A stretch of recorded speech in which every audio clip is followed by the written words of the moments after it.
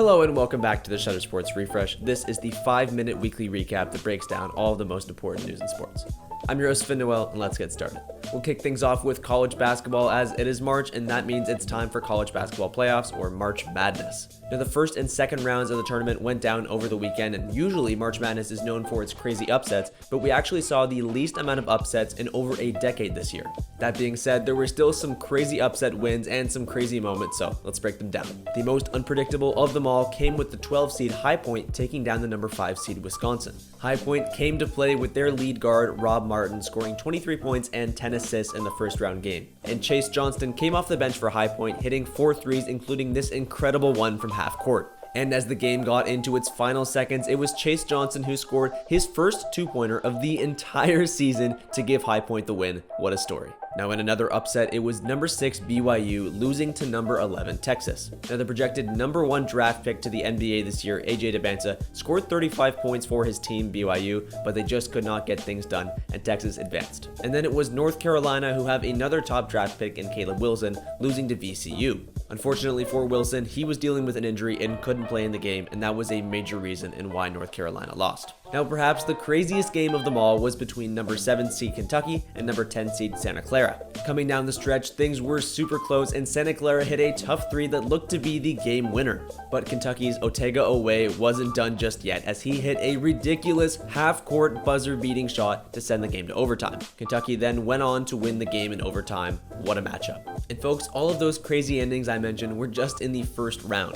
The second round had just as many exciting games, including Texas, who made another upset against number 3 seed Gonzaga. They now move on to the Sweet 16.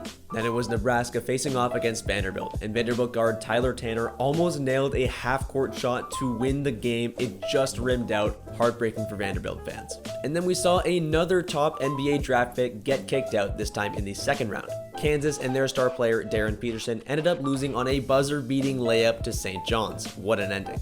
And last but not least, with the upsets, one of 4 number 1 seeds in the tournament has finally been knocked out. Number 1 seeded Florida fell to the number 9 seed Iowa on a game-winning quarter 3.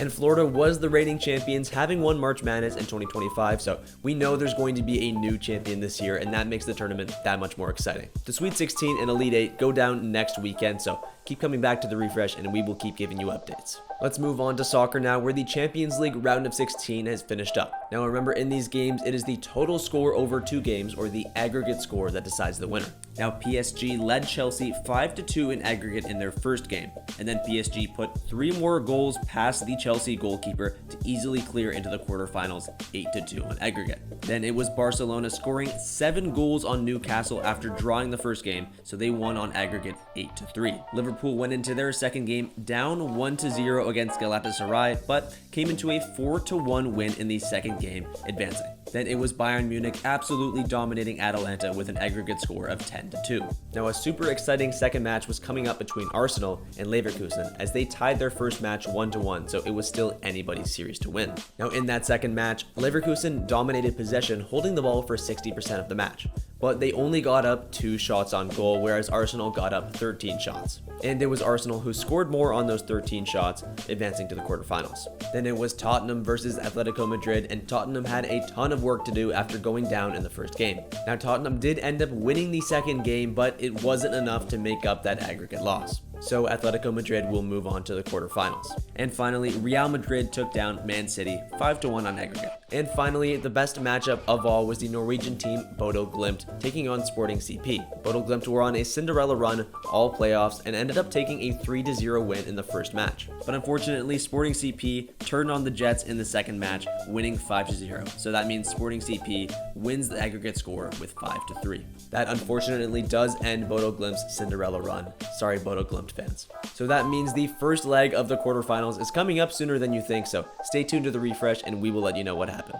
Let's move into some baseball now, as the World Baseball Classic finished up on Tuesday. This one may have had some political undertone, as it was the United States taking on Venezuela in the finals. Now, thanks to some poor pitching from the US early, Venezuela got out to a 2-0 lead after 5 innings. But the US came back and tied it up in the 8th inning, making things 2-2. Now, despite the US tying things up, Venezuela was not faced. It was Eugenio Suarez who hit a double and scored a point for Venezuela. That gave Venezuela the 3-2 lead that they would eventually win the World Baseball Classic with.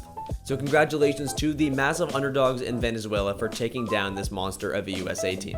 And that will do it for this week's episode of the Shutter Sports Refresh. I've been your host, Finn Noel, and I hope you enjoyed watching. You can check me and our writer Lucky Roberts out on Instagram right below my head. And make sure to check out the Shutter Sports Refresh Instagram account where we give you breaking news, not just weekly recaps. Thanks for watching.